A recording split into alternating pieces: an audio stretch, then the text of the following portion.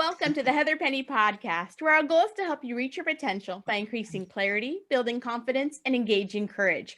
Dr. Heather Penny is a leadership coach, trusted advisor, and admired author. I'm Christina Morales, a writer and marketer, and Heather is my dear friend and my coach. And the theme for May is the power of friendship. And today we have an interesting topic to dig into: freedom versus control. And Heather, I already can tell this is going to be a really good one.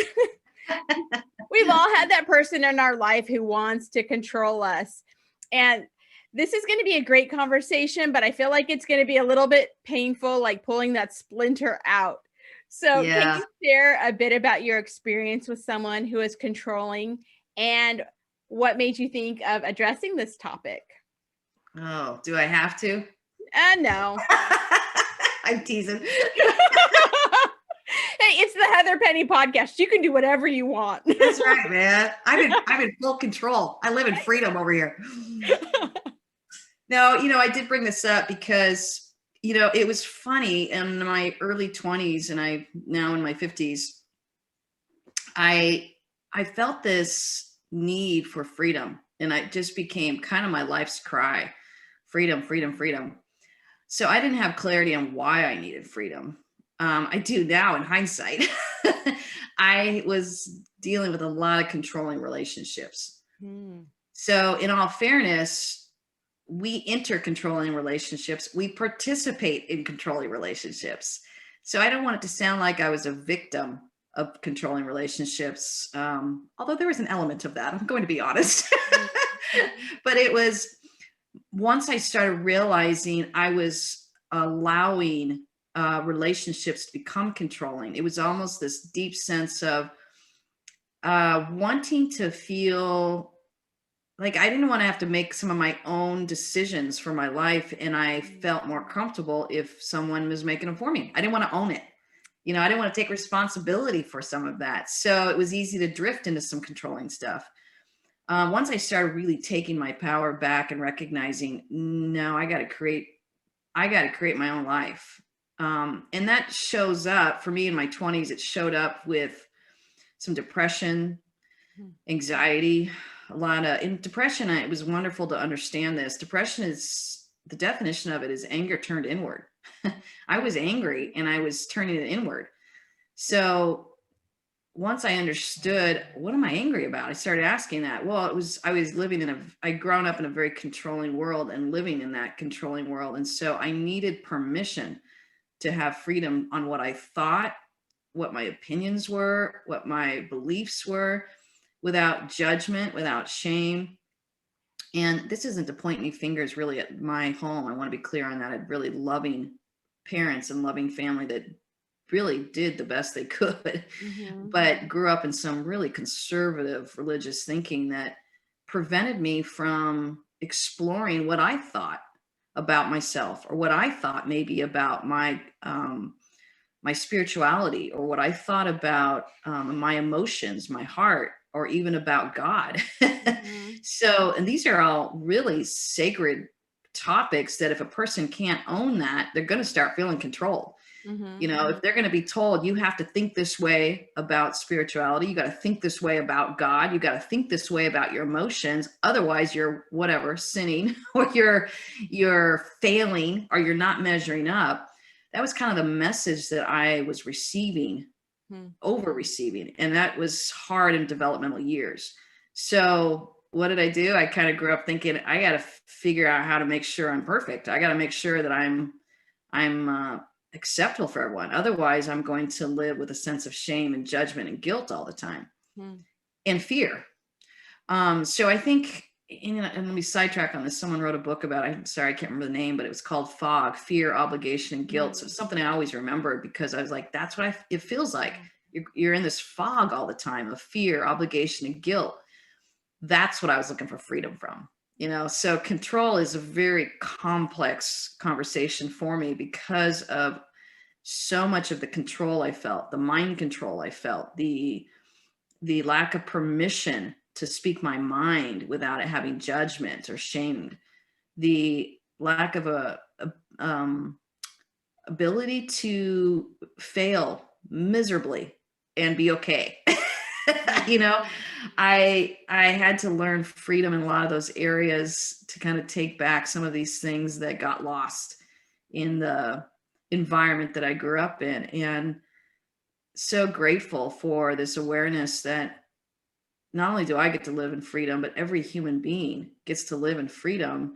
And this understanding that as we are in controlling relationships, we have to recognize what we're doing to participate in the controlling relationships. And a lot of the work I do with people is really to take their power back. And if they're in a controlling relationship, I've watched people really understand their need to take their power back. And I've watched other people say, I can't do it.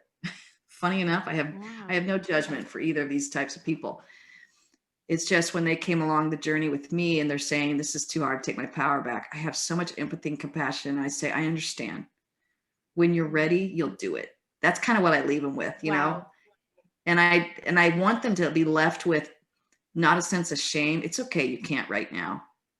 I'm holding hope for you. And I believe in you that when you're ready, you can do it. And I don't know how some of these stories ended, but I still hope and pray that they have this ability to kind of own their own sense of power and their own sense of freedom in life. Wow, that's powerful. I want to kind of take it in a different direction. And I want to go in the perspective of the person who is controlling. So is it a power trip or is it manipulation? What is the thinking or motive behind this type of person? Is it like pain from the past? So they're controlling someone because they can? What is it? Narcissism? What is going on with that person? Well, you know, of course, if you think about controlling on a continuum of 10 being high control and narcissistic behavior and, you know, 1 being low control, controlling people can fall anywhere on that continuum. So I always try and help hold that there's different levels of control. But I will say the basis of that is really this deep sense of insecurity and feeling out of control in their world. So you might be the victim of a controlling person, but as you heal and as you take your power back, how you can move into forgiveness for these individuals is recognizing they may never change, but they are living in a deep sense of lack of control. And so they wanted to push their control on you. And that helps me forgive some of these people that have felt very controlling in my life and didn't seem to want to let me be who I wanted to be and really wanted to control more of who I am. A couple things are happening. I'm handing over some of that and I'm setting off that vibe that I'm okay with that. So I had to own that piece. And the other piece is they're looking for control. And so it's coming out that way. One of the most powerful things I've witnessed is controlling people having this new self-awareness that they are out of control internally and then doing something about that. It trickles outward then where they're not as controlling in the relationships and there's so much healing that happens. But one of the most painful things is to watch someone not wanting to look at the reflection of themselves in the mirror and their impact on people. And they continue to commit to their right to control. There's really no capability of a relationship because we are dynamic people. We're either moving toward more healing or we're moving toward more brokenness. We don't stay static. So if we're committed to seeing the reflection accurately in the mirror and getting feedback from those that are good people in our life that love us, we will be better people. If we're committed to our right to see it only our way, we're going to get more controlling. We're going to get more self-absorbed. And I kind of have to tell myself that because I get terrified. I'm like, no, you don't have to listen to feedback from everybody. Right. But there is a handful of people in your life that you're going to want to check in with and say, how are you feeling about me? What does it feel like to be in a relationship with me? Either as my child or as a wife or as a friend, or who am I asking that I care about how they receive? And is it a mutual sense that we are connecting with one another? Yeah, that's a challenge, but as we grow and emerge in life and stay dynamic and the older we get, kind of keeping that small handful, and I'm saying small because you can't take a lot of feedback from everybody, but you're really cognizant of how key people in your life are feeling about you. And So, what are some signs that we can look for if we're in a controlling relationship? This topic made me think of a past boss I had who was extremely controlling. And I always thought the cycle of abuse was like with a boyfriend or girlfriend or with spouses. And then one day it clicked that I was in a cycle of abuse with this woman who was extremely controlling. There's tension, then you have an explosion, followed by reconciliation, and finally calm. Like there would be tension in the office, and then she would explode and say horribly hurtful things. And then she would buy me like a diamond cross or a Tory Burch purse. And then we had peace for a while. Oh, I love you. You're wonderful. I'm so glad you're part of the organization. And then she would start to nitpick again, and start saying horrible things to me. And then it was just a cycle. And I didn't realize it because it was a boss relationship. Finally, I was like, I can't take this anymore. I'm out of here. And she's like, but I'm going to make you rich. I'm like, you're going to make me crazy. And I left. Good job. Yeah. So reconciliation and calm, those like the eye of the storm, it can fool you into thinking everything's okay when it's not. So how do we address when there's a controlling, toxic relationship in our life? Well, it reminds me of our last conversation we had about the trust continuum. Yeah. I think what you want to, in that situation, what you were kind of starting to do, but you can do it quicker and sooner is, wow, this, on the trust being high is 10 and trust low is 1 on the trust continuum. I felt like we were at a 10 when she just blew up at me, and I felt confusion and scared, and the confusion is a huge trust breaker. I say that all the time to clients. I'm like, if you're confused, that's huge. Interesting. Because how can you build trust if you're confused by their behavior? So, that would, in my book, could kind of jack it down pretty quick. It went from a 10 to like a 7 overnight. Like if someone blows up on me because I'm confused and I didn't see it coming, that's nerve-wracking to me. Now, let's say then you say, if you never check it and you don't go, hey, why'd you blow up? I don't understand this. And let's say they say, oh, I'm so sorry. I just had a bad day and I got this bad news. It was poor behavior. I'm really sorry. And, if she doesn't own that, or let's put it this way, if she owns that, then you can say, okay, I'm going to move it back up to an 8, but I'm going to watch that this doesn't happen again. And you're going to say, yeah, I don't do well with someone blowing up at me. So it's actually kind of hurting the trust between us.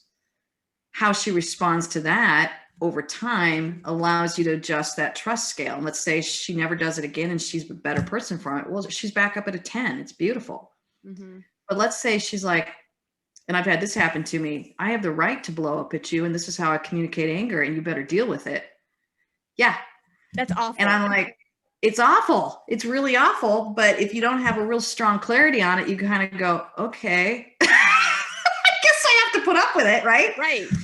And so then you take the abuse for a while longer, and it's kind of what you were doing. Right.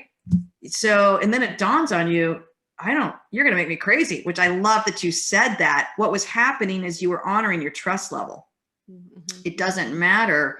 She's not hearing this or recognizing it, or maybe I'm not having the language to say it, but either case, she just keeps creating a pattern that is moving my trust level down to 1. So my only option is to get out. So nobody was becoming, let me put it this way. She wasn't becoming better from that dysfunctional behavior.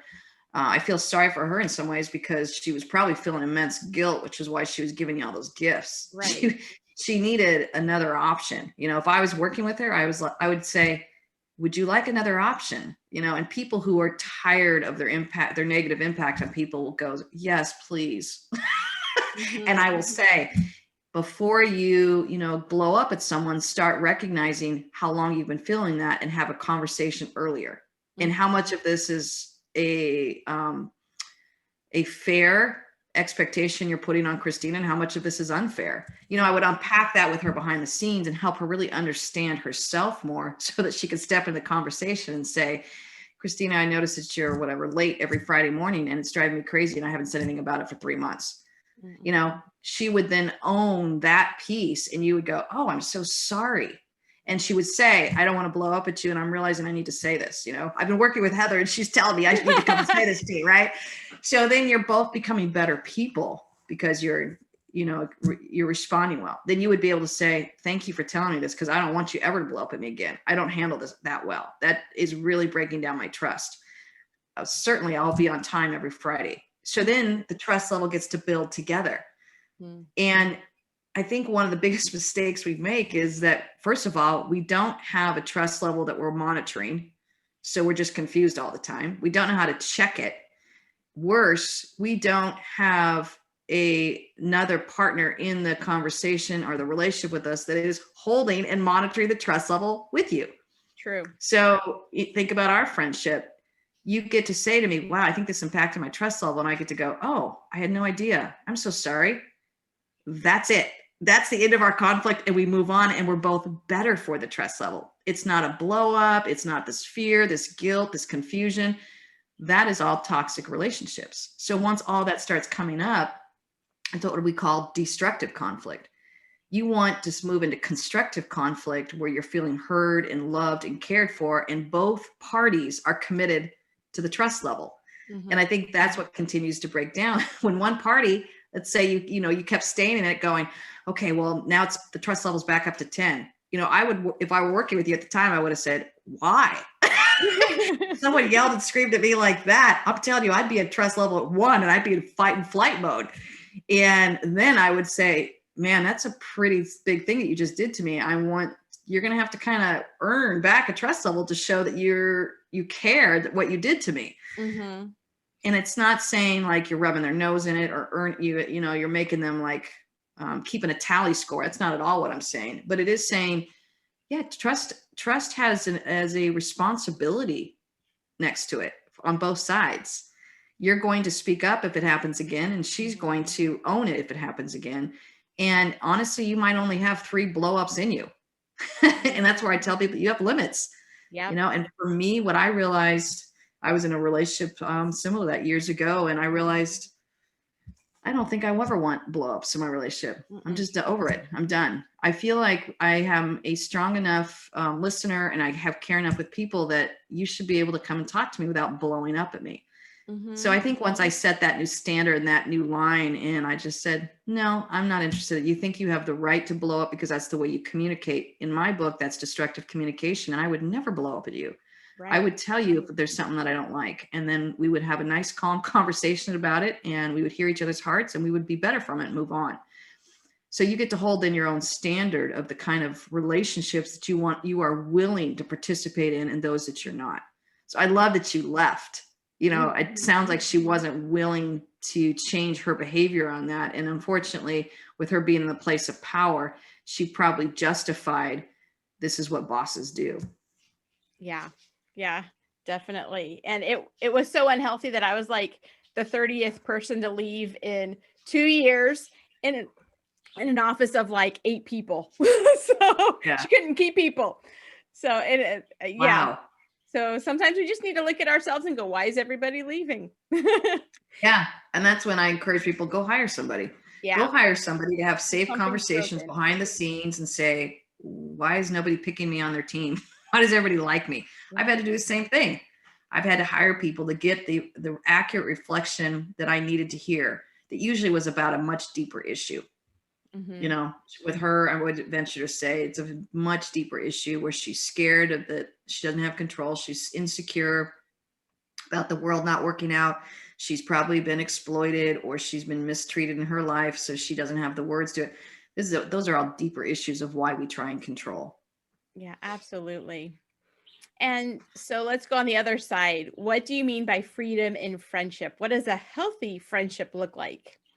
Yeah, well, I think I spoke a little bit to that, but I think it's realizing what you're not willing to put up with anymore, and what you're willing to offer. And I think with me, like I said, about realizing that some people choose destructive conflict, and I'm a strong person of peace, and I want to feel like I can trust that they're cultivating peace with me. And so I've got so many beautiful people in my life right now that are committed to that with me, and they're in my closer circles, even my clients. People think they have to put up with it with clients, and I go, no, I'm not. I'm just not. And I'll flat out say, I am committed, and I'll own it first. I am committed to being respectful. Mm-hmm. I'm committed to really hearing you. Doesn't mean I'm perfect, doesn't mean I'm going to get it right, but you need to know that I'm trustworthy in this. Clearly, I'm going to expect the same. Mm-hmm. I do not tolerate any kind of abuse toward me or any kind of destructive behavior toward me. And as soon as that happens, I get to have a boundary and a limit. I don't care if you're paying me, right? So, and I think sometimes people think they have to put up with much more than they do. And I think that's where I just kind of try and help tell people flat out, I am offering freedom in this friendship. I'm offering freedom in this conversation. I'm offering freedom in this client relationship. Mm-hmm. And part of that freedom, it comes from a deep level of respect for you. And I'm going to ask you respect for me. A deep level of caring for each of us, a deep level of commitment to trust building. These are some basic core values that I hold as a friend and as I hold as a professional. So I lead with that. And at any point, if those lines and values are getting crossed, I have to stop it and say, I'm going to remind you that this is what I'm here for. Mm-hmm. And typically the average person goes, oh yeah, you're right. I'm sorry. I just was lashing out, or I was having a hard day. And I have so much grace for that. So I will say, I understand. I'm not at my best either when I haven't eaten or I'm going through crisis or whatever it is. But it's never gives still an excuse for people to justify that behavior over and over and over again. Mm-hmm. How we stop it is a level of freedom. We're offering freedom to one another to not just be better people, but to really build trust together. And I think that's the ultimate gift we give relationships, is this sense of freedom to explore, freedom to be you, freedom to have boundaries, freedom to have lines, freedom to say what we think, freedom to be the person that we're supposed to be in this relationship, and trust the other person is going to honor that. I think that's what we get to offer in all our relationships as we engage with humanity. Mm-hmm. So what if someone's in a controlling marriage? How do they address that with a spouse? Wow, you just went for the big one, didn't you, Christine? Because it's harder. I can quit my job. I can break up with a friend, but what do you do? I have a close friend who is like the puppy dog in the corner that's been kicked too many times, and she's a very controlling spouse. So how does she start getting her power back? Well, it's hard. I'm going to be blunt. And I've worked with a lot of marriages that this has been an issue on both sides. And if the power has been there for a long time, it's going to be very challenging. Doesn't mean it's impossible, but I usually tell people gear up. This is going to be your Mount Everest. This will be one of the hardest things you've ever done, because you just gave your power away for 20 years. Yeah. And you taking it back is really going to confuse your spouse. So you get to recognize that they're going to be mad that you're taking your power back. But that's appropriate, because you all have set up a set of rules in your relationship where one had more power than the other. Mm-hmm. Now, and then I help people to try not over course correct. And I've seen this happen where they've over powered up and they're kind of making their spouse feel like, well, now you're going to get in the corner and I'm going to beat you up. Mm-hmm. So to take your power back in such a gracious, authentic way is really the beautiful challenge in front of you. But it's the best gift you can give yourself in your marriage. It just, if it's been going on for years, it's going to take some time. Mm-hmm. I think the good news is that if it's been going on 20 years, it doesn't have to take 20 years, but you're going to want to be pretty consistent for several months in a row. The moment you let up is the moment that person thinks, oh, good, we've gotten back to our old pattern. Thank goodness. So every time you let up, it's only going to make it harder for when you take it back the second time or the third time or the fourth time. So I just try and make sure that by the time people come to me, whether it's taking their power back in their marriage or whether it's taking their power back in their workplace, it's usually about taking their power back in life. Mm-hmm. It's recognizing that this will be challenging and hard, and it's okay. It doesn't mean you're doing something wrong because the other person is mad at you. It just means that you're changing the rules And now you get to take the high road and say, I'm sorry if you don't like this, but this is how it's going to be. I need to be able to be my own person. And I need you to respect that. The stories with the good endings are the ones that say, okay, I'm going to kick and scream for a little bit, but now that I think about it, I love this new you. It's stronger, it's confident, it's more of a partner that I've really wanted deep down. Thank you for having the strength to do that. The stories with the hard endings are the ones that, you know, the spouse is mad all the way to the end, and the only option out is to get out of the relationship. Mm-hmm. So I never know how these stories are going to end, but I always want to tell people there are so many different endings to how this is going to go for taking your power back in your marriage. I will not judge how the ending of this story is going to be. It could be the start of a whole new marriage for you all. It could be messy for a long time. It could be just more of a compromise that you all reach. It could be neither of you can tolerate anymore and it has to be done. Mm-hmm. I never know, but I give people the option of you get to explore this all the way to your resolve so that you feel happy, you feel fulfilled, you feel affirmed, and you're feeling like you're living in your life of freedom and you're participating in a relationship that's mutually satisfying. Mm-hmm. That's a long answer to that question. No, it's a complex one. It's a complex one, and it's hard because we know what normal looks like, and we get used to normal, and we forget what healthy looks like. And so you're reminding us, or even sometimes we don't even know, and you're telling us, this is what healthy looks like. This is what grace, but knowing your worth looks like. And we don't always get that. That's so helpful. And that's all the time we have for today. I learned so much. Always, always. I cherish our times together. So join us next week when we talk about the power of friendship, being comfortable with your differences. So please subscribe to the Heather Penny podcast. And for questions, comments, and resources, visit the new and improved website, heatherpenny.com. Hey. And we want to hear from you. Tell us topics you want to hear or questions that you have. And remember, to live your best life, you have to live intentionally. Have a great day, and we can't wait for you to join us next week. Thanks, Heather. You're welcome. Take care, everyone.